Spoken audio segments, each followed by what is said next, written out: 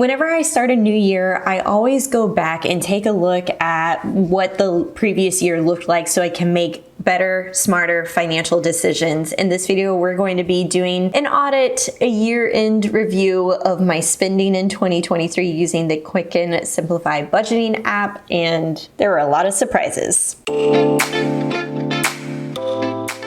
Hey guys, it's Justine, your host of the Debt Free Millennials YouTube channel. Here we talk about all ways to help you achieve financial confidence, crush debt that leads to more fun and fewer payments. If you're into that lifestyle, be sure you hit that red subscribe button.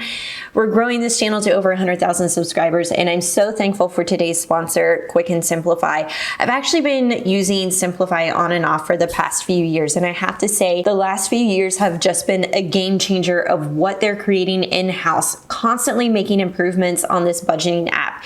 If you've been following my channel for a long time, then you know I'm an avid spreadsheet user, and the value that I see with budgeting apps is so great because it can quickly pull the data and the reporting for you. There's not a lot of manual entry or adjustments that you have to make like you would with a spreadsheet. So if you're like, Justine, I don't want to use a spreadsheet, Quicken Simplify is your answer. And right now they have a really juicy offer for Mint users who are coming over, importing their transactions from Mint into Quicken Simplify. You can test ride Quicken Simplify for the entire year for free. Without further ado, let's go ahead and get into one of the best features I saw of this app that can really help you understand your spending. When you log into your app, whether you're using this on a mobile device or your laptop, you're gonna go over to the report section. And then what I've been doing is for the date range, I'm going into last year, apply dates, and then the breakdown is by category. You can also break this down by payee or tags or anything like that. I found by category was really helpful for me to just understand where my money was going last year. So you can see home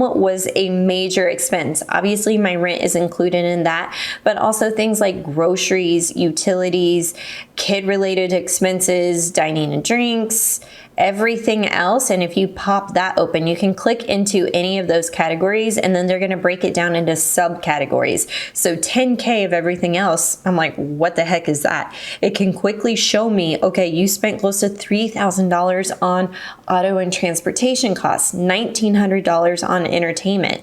So if I click on auto and transport, it's actually going to break that down even further and show me how much I spent on gas and fuel, car insurance, parking related expenses, service and parts. Really? Almost $1,400 in gas? So if there's anything that you see that you're like, that actually is not accurate, it's actually going to show you what that expense was based off of your credit card statement if you're pulling this over from a credit card transaction. And then if you're like, oh, this was a work-related expense, for example, Kyle puts a lot of work-related expenses on our personal card so that we can get the points. Point hack.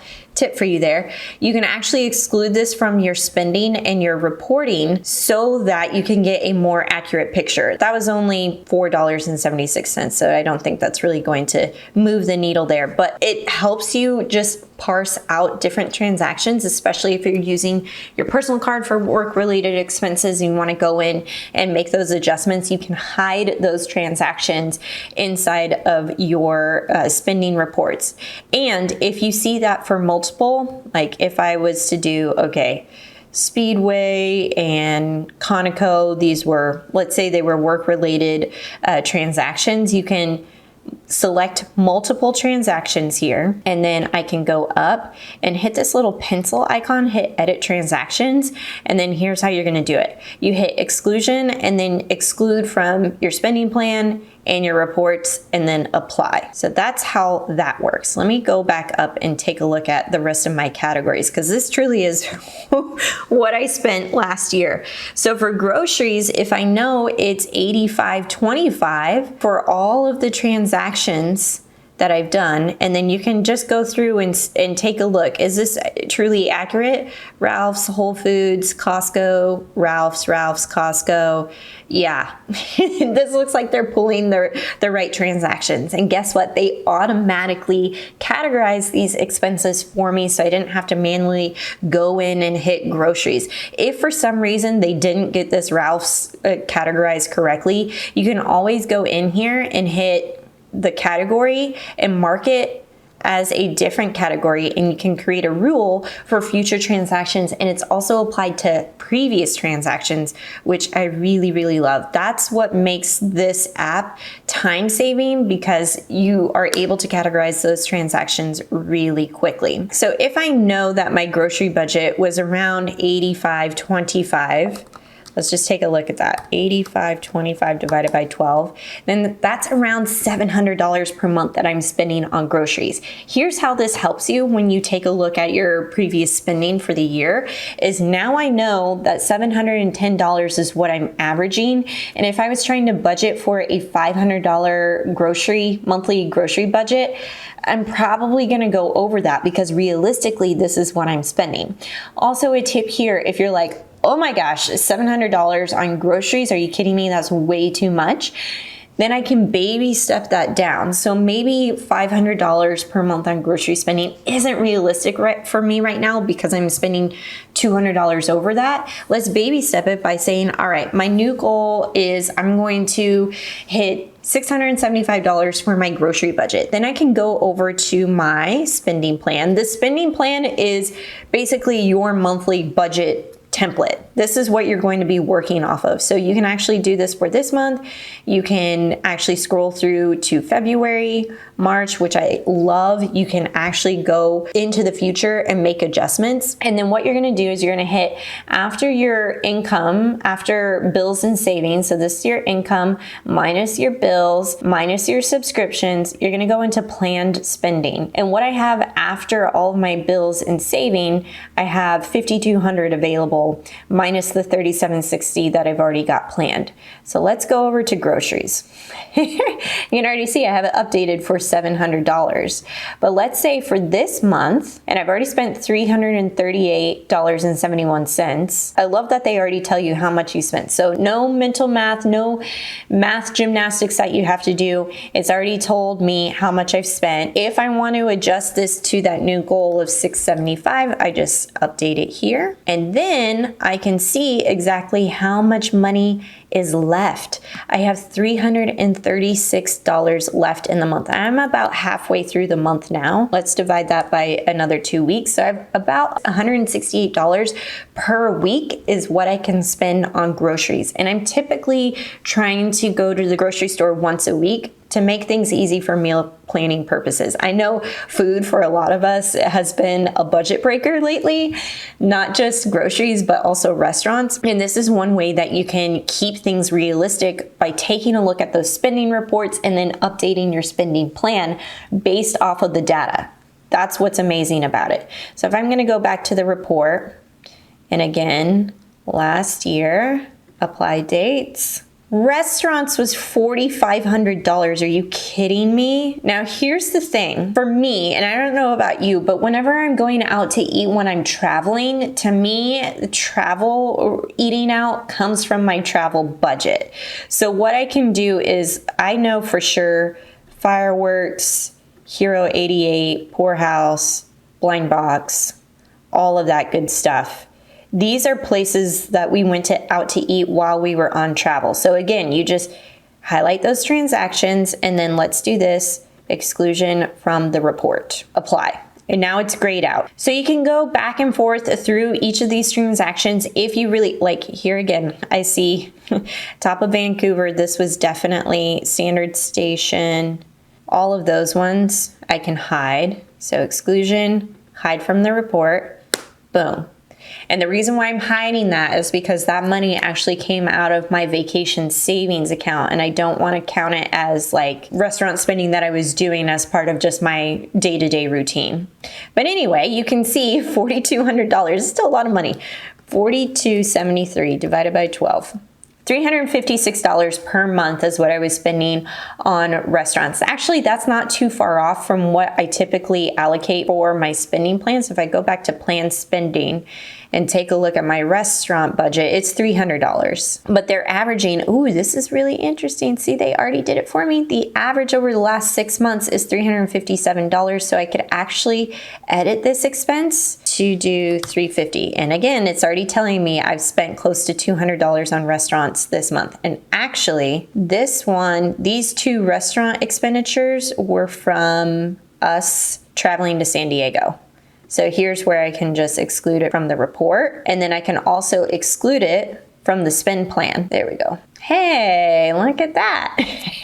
So things are going to adjust as you adjust your spending plan and your reporting. One other note that I want you to be aware of when it comes to taking a look at your spending, reflecting for the year, this is such a great way to just watch problem areas. So anytime you're feeling like, oh, I've been spending way too much on groceries, or I've been spending way too much on purchases at Target, you can actually create watch lists for yourself, and Simplify is going to keep track of how much you've been spending in that particular area to create more awareness. So I've already set this up for, looks like the nom nom dinner, dining and drinks. Okay, so anything that was related to restaurant spending is included there. I've got my Amazon purchases, which I'm really trying to cut back on. And this says that I've already spent $302. My monthly average is $272. And I know that average is going up because I typically spend a lot of money during Christmas time at Amazon. So if you wanted to create a watch list based off of your spending report of what you were seeing, you can do this by category, payee, tag. So if I was going to do payee, I'm going to do Target, and let's do something fun, just to make things fun, right? Target, and then I'm gonna search for it. Here it is, and I'll do target.com too. And then, I can set a target amount of how much I want to spend, or I can just simply create the tracker, the watch list, without creating a target amount. So let's hit that. Created my Target watch list, and there it is. Oh, and I love this because it's already showing me my monthly average over the last 12 months. I've spent around $223 in Target transactions. So what's cool about the reporting features, you can click open that watch list, and then it's going to show you exactly how much money you've spent at Target every single time at September. Wow. Actually, it was really good in September. I didn't spend any money at Target. And then you're going to take a look at all of your transaction history by clicking on the month. There we go. So then you can go through and see exactly what happened within that particular month. Now keep in mind, if you're anything like me, when you go to Target, you are typically doing clothing shopping, makeup shopping, grocery shopping. So here's where you can actually go in and split your transaction, which I love. So let's say $100 of this, and it's automatically going to adjust that $100 of this went to groceries. So then you can automatically update that, update it, and then you can see the split and how it actually deducts it from what that total cost was for the month of May. This just helps you do your planned spending so much faster because you already have the data. It's already going to pull all of that reporting for you. Now I was taking a look at it from a year's glance, and you can also take a look at the last 3 months. I do this all the time for my spending audits, is encourage my coaching clients to take a look at the last 3 months of spending. This is a really simple way for you to quickly get that information so that I can move forward with how you are going to be progressing with your financial journey this year. Quick and Simplify has been named the best budgeting app by the New York Times Wirecutter and the best personal finance app from PC Mag. If you are wanting to utilize a budget app, if you're wanting to do a hybrid approach with a spreadsheet and an app, Quick and Simplify is your solution. Did I mention that Mint users get a 12-month free trial run if they import their transactions over? The cool thing about Quick and Simplify is it's a subscription model. So yes, you're paying for the app, and well, you're not paying for it if you're a Mint user right now. So best click on that deal below. The cool thing about their subscription model, you're not getting hit up by some financial brokerage firm or service sales thing. None of that gimmicky, salesy stuff is happening inside of this app because it's truly you and your data, which I love. So if you want to check that out, be sure to click the link below. Thank you so much, Quick and Simplify, for sponsoring this video. If you like this one, give it a big thumbs up, and I'll catch you in the next one.